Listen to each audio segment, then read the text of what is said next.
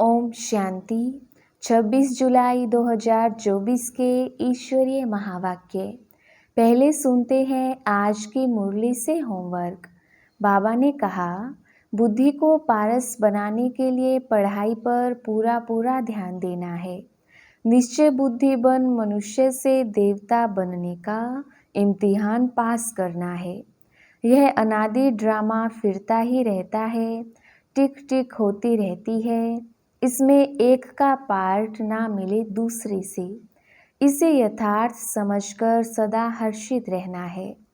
बाप समझ जाते हैं कौन अच्छे पुरुषार्थी हैं, जो औरों को भी मनुष्य से देवता बनाने का पुरुषार्थ कराते हैं, अर्थात बाप की पहचान देते हैं। ऐसे कभी किसी को कहना नहीं चाहिए कि भगवान आया हुआ है। उनको समझाना है तुम्हारे दो बाप हैं, एक है पारलौकिक बेहद का बाप, दूसरा लौकिक हद का बाप। अच्छी रीति परिचय देना चाहिए, जो समझे कि यह ठीक कहते हैं। इस समय ही बाप समान परफेक्ट बन पूरा वर्षा लेना है। बाप की सब शिक्षाओं को स्वयं में धारण कर उनके समान ज्ञान का सागर, शांति सुख का सागर बनना है। और अब सुनते हैं महावाक्यों को विस्तार से। मुरली का सार। मीठे बच्चे, यह अनादि ड्रामा फिरता ही रहता है, टिक टिक होती रहती है। इसमें एक का पार्ट ना मिले दूसरे से। इसे यथार्थ समझकर सदा हर्षित रहना है। प्रश्न, किस युक्ति से तुम सिद्ध कर बता सकते हो कि भगवान आ चुका है? उत्तर, किसी को सीधा नहीं कहना कि भगवान आया हुआ है। ऐसा कहेंगे तो लोग हंसी उड़ाएंगे, टीका करेंगे, क्योंकि आजकल अपने को भगवान कहलाने वाले बहुत हैं। इसलिए तुम युक्ति से पहले दो बाप का परिचय दो, एक हद का, दूसरा बेहद का। हद के बाप से हद का वर्षा मिलता है। अब बेहद का बाप बेहद का वर्षा देते हैं तो समझ जाएंगे। ओम शांति।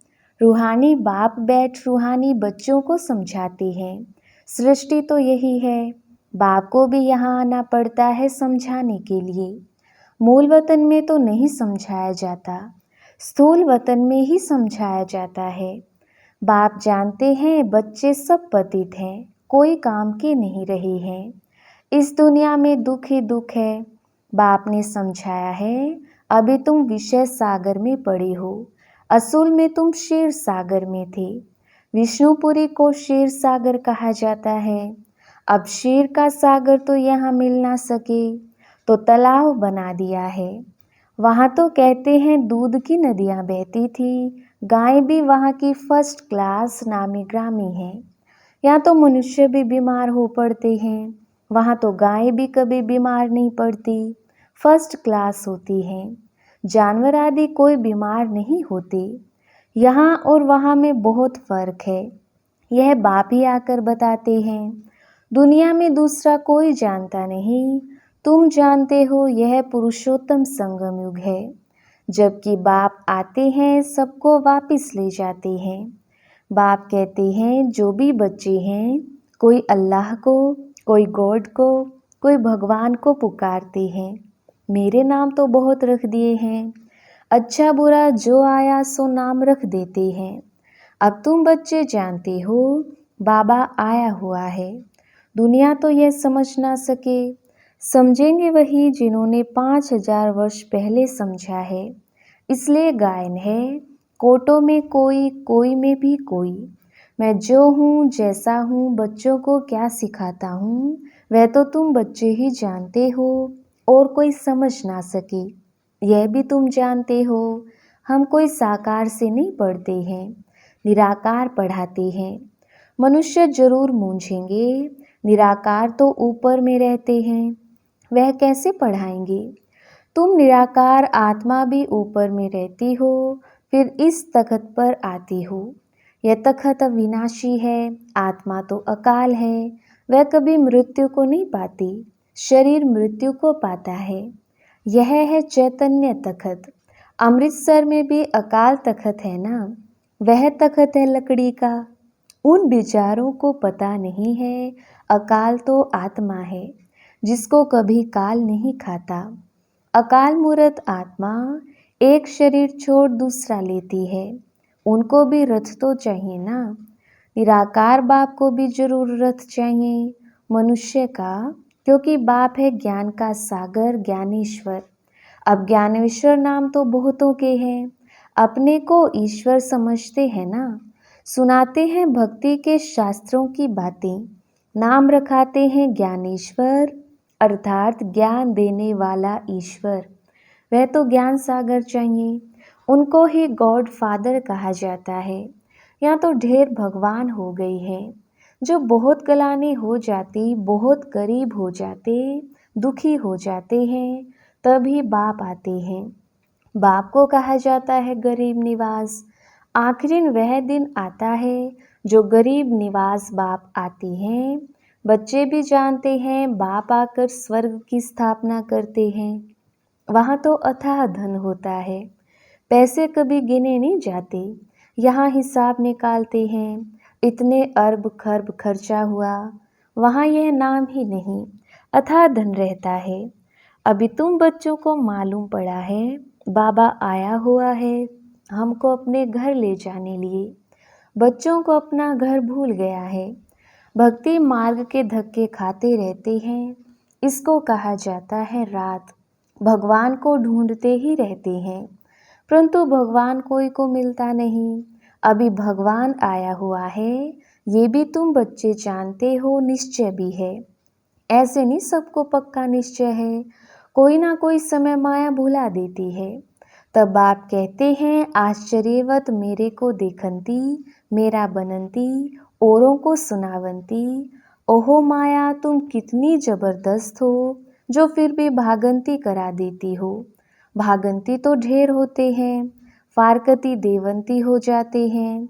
फिर वह कहाँ जाकर जन्म लेंगे, बहुत हल्का जन्म पाएंगे, इम्तिहान में नापास हो पड़ते हैं। यह मनुष्य से देवता बनने का इम्तिहान। बाप ऐसे तो नहीं कहेंगे कि सब नारायण बनेंगे, नहीं, जो अच्छा पुरुषार्थ करेंगे वे पद भी अच्छा पाएंगे। बाप समझ जाते हैं कौन अच्छे पुरुषार्थी हैं, जो औरों को भी मनुष्य से देवता बनाने का पुरुषार्थ कराते हैं, अर्थात बाप की पहचान देते हैं। आजकल ओपोजिशन में कितने मनुष्य अपने को ही भगवान कहते रहते हैं, तुमको अबलाएं समझते हैं। अब उन्हों को कैसे समझाएं कि भगवान आया हुआ है। सीधा किसको कहेंगे भगवान आया है, तो ऐसे कभी मानेंगे नहीं। इसलिए समझाने की भी युक्ति चाहिए। ऐसे कभी किसी को कहना नहीं चाहिए कि भगवान आया हुआ है। उनको समझाना है तुम्हारे दो बाप हैं, एक है पारलौकिक बेहद का बाप, दूसरा लौकिक हद का बाप। अच्छी रीति परिचय देना चाहिए, जो समझें कि यह ठीक कहते हैं। बेहद के बाप से वर्षा कैसे मिलता है, ये कोई नहीं जानते। वर्षा मिलता ही है बाप से। और कोई भी ऐसे कभी नहीं कहेंगे कि मनुष्य को दो बाप होते। तुम सिद्ध कर बतलाते हो, हद के लौकिक बाप से हद का वर्षा, और पारलौकिक बेहद बाप से बेहद अर्थात नई दुनिया का वर्षा मिलता है। नई दुनिया है स्वर्ग, सो तो जब बाप आए तभी आकर देवे। वह बाप है ही नई सृष्टि का रचने वाला। बाकी तुम सिर्फ कहेंगे भगवान आया हुआ है तो कभी मानेंगे नहीं, और ही टीका करेंगे, सुनेंगे ही नहीं। सत्युग में तो समझाना नहीं होता, समझाना तब पड़ता है जब बाप आकर शिक्षा देते हैं। सुख में सिमरण कोई नहीं करते हैं, दुख में सब करते हैं। तो उस पारलौकिक बाप को ही कहा जाता है दुख हरता सुख करता। दुख से लिबरेट कर गाइड बन फिर ले जाते हैं अपने घर स्वीट होम में। उनको कहेंगे स्वीट साइलेंस होम। वहाँ हम कैसे जाएंगे ये कोई भी नहीं जानते। ना रचना रचता के आदि मध्य अंत को जानते हैं। तुम जानते हो हमको बाबा निर्वाण धाम ले जाने के लिए आया हुआ है। सब आत्माओं को ले जाएंगे, एक को भी छोड़ेंगे नहीं। वह है आत्माओं का घर, यह है शरीर का घर। तो पहले पहले बाप का परिचय देना चाहिए। वह निराकार बाप है। उनको परम पिता भी कहा जाता है। परम पिता अक्षर राइट है और मीठा है। सिर्फ भगवान ईश्वर कहने से वर्षे की खुशबू नहीं आती है। तुम परम पिता को याद करते हो तो वर्षा मिलता है। बाप है ना। यह भी बच्चों को समझाया है। सतयुग है सुख धाम। स्वर्ग को शांति धाम नहीं कहेंगे। शांति धाम जहाँ आत्माएं रहती हैं। यह बिल्कुल पक्का करा लो। बाप कहते हैं बच्चे, तुमको यह वेद शास्त्र आदि पढ़ने से कुछ भी प्राप्ति नहीं होती है। शास्त्र पढ़ते ही हैं भगवान को पाने के लिए। और भगवान कहते हैं मैं किसको भी शास्त्र पढ़ने से नहीं मिलता हूँ। मुझे यहाँ बुलाते ही हैं कि आकर इस पतित दुनिया को पावन बनाओ। ये बातें कोई समझते नहीं है। पत्थर बुद्धि है ना।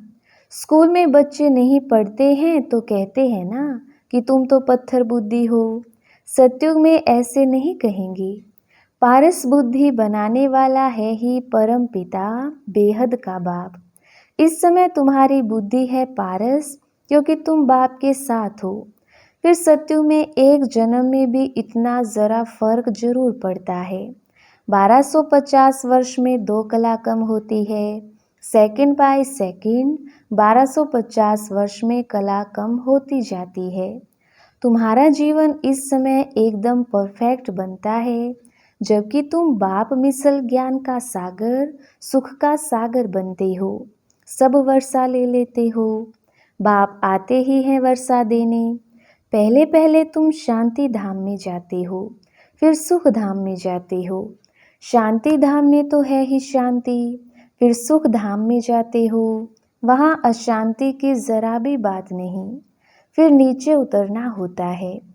मिनट बाय मिनट तुम्हारी उतराई होती है। नई दुनिया से पुरानी होती जाती है। तब बाबा ने कहा था हिसाब निकालो, 5000 वर्ष में इतने मास, इतने घंटे तो मनुष्य वंड्र खाएंगे। यह हिसाब तो पूरा बताया है। एक्यूरेट हिसाब लिखना चाहिए। इसमें जरा भी फर्क नहीं पड़ सकता। मिनट बाय मिनट टिक टिक होती रहती है। सारा रेल रिपीट होता फिरता फिरता फिर रोल हो जाता है, फिर वही रिपीट होगा। यह ह्यूज रोल बड़ा वंडरफुल है। इनका माप आदि नहीं कर सकते। सारी दुनिया का जो पार्ट चलता है टिक टिक होती रहती है। 1 सेकंड ना मिले दूसरे से, यह चक्र फिरता ही रहता है। वह होता है हद का ड्रामा, यह है बेहद का ड्रामा। आगे तुम कुछ भी नहीं जानती थी कि यह अविनाशी ड्रामा है। बनी बनाई बन रही। जो होना है वही होता है। नई बात नहीं है। अनेक बार सेकंड बाय सेकंड यह ड्रामा रिपीट होता आया है। और कोई ये बातें समझा ना सके। पहले पहले तो बाप का परिचय देना है। बेहद का बाप बेहद का वर्षा देते हैं। उनका एक ही नाम है शिव। बाप कहते हैं मैं आता ही तब हूँ जब अति धर्म ग्लानि होती है। इसको कहा जाता है घोर कलयुग। यहाँ बहुत दुख है। कई हैं जो कहते हैं ऐसे घोर कलयुग में पवित्र कैसे रह सकते हैं, परंतु उनको यह पता ही नहीं है कि पावन बनाने वाला कौन है। बाप ही संगम पर आकर पवित्र दुनिया स्थापन करते हैं। वहाँ स्त्री पुरुष दोनों पवित्र रहते हैं। यहाँ दोनों अपवित्र हैं। यह है ही पवित्र अपवित्र दुनिया। वह है पवित्र दुनिया स्वर्ग हेवन। यह है दोजक नरक हेल। तुम बच्चे समझ गए हो नंबरवार पुरुषार्थ अनुसार। समझाने में भी मेहनत है। गरीब झट समझ जाते हैं।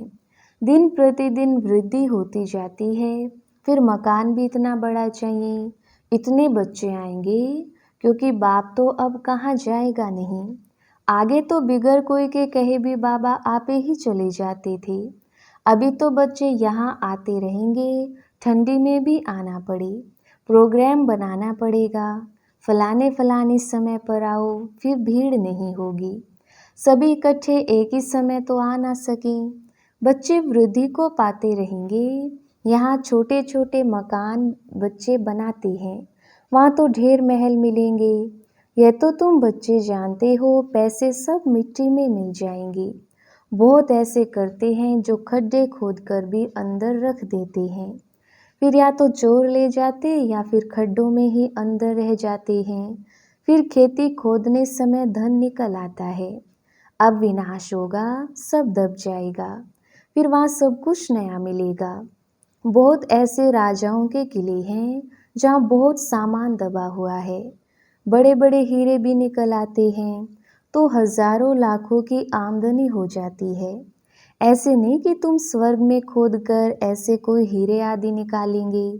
नहीं, वहाँ तो हर चीज की खानियाँ आदि सब नई भरपूर हो जाएंगी। यहाँ कलराठी जमीन है तो ताकत ही नहीं है। बीज जो बोते हैं उनमें दम नहीं रहा है। कीचड़ पट्टी अशुद्ध चीजें डाल देती हैं। वहाँ तो अशुद्ध चीज का कोई नाम नहीं होता है।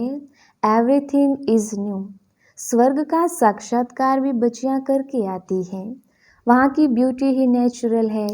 अभी तुम बच्चे उस दुनिया में जाने का पुरुषार्थ कर रहे हो। अच्छा, मीठे मीठे सिकिलदे बच्चों प्रति माता पिता बाप दादा का याद प्यार और गुड मॉर्निंग।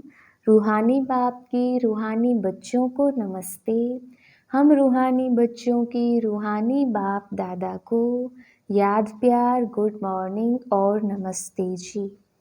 धारणा के लिए मुख्य सार। पहला पॉइंट, इस समय ही बाप समान परफेक्ट बन पूरा वर्षा लेना है। बाप की सब शिक्षाओं को स्वयं में धारण कर उनके समान ज्ञान का सागर, शांति सुख का सागर बनना है। दूसरा पॉइंट, बुद्धि को पारस बनाने के लिए पढ़ाई पर पूरा ध्यान देना है। निश्चय बुद्धि बन मनुष्य से देवता बनने का इम्तिहान पास करना है। वरदान, निश्चित विजय के नशे में रहे बाप की पदम गुणा मदद प्राप्त करने वाले माया जीत भव। विस्तार, बाप की पदम गुणा मदद के पात्र बच्चे माया के वार को चैलेंज करते हैं कि आपका काम है आना और हमारा काम है विजय प्राप्त करना। वे माया के शेर रूप को चींटी समझते हैं क्योंकि जानते हैं कि यह माया का राज्य अब समाप्त होना है। हम अनेक बार के विजयी आत्माओं की विजय 100% निश्चित है। यह निश्चित का नशा बाप की पदम गुणा मदद का अधिकार प्राप्त कराता है। इस नशे से सहज ही माया जीत बन जाती हो। स्लोगन, संकल्प शक्ति को जमा कर स्व प्रति व विश्व प्रति इसका प्रयोग करो। अच्छा, ओम शांति।